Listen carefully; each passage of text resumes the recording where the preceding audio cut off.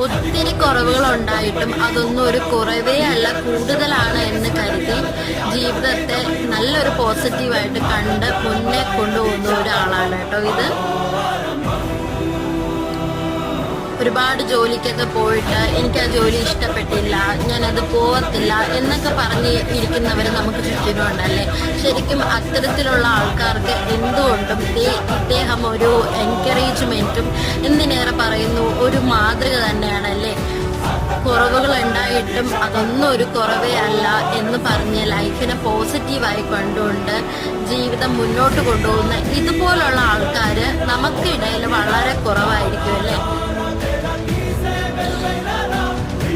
കണ്ടില്ലേ, കൈയില്ലെങ്കിലും ഉള്ളത് വെച്ച് ഓണം പോലെ എന്നുള്ള രീതിയിൽ അദ്ദേഹം ജീവിക്കാനായിട്ട് ഹാറ്റ്സ് ഓഫ്. Super video.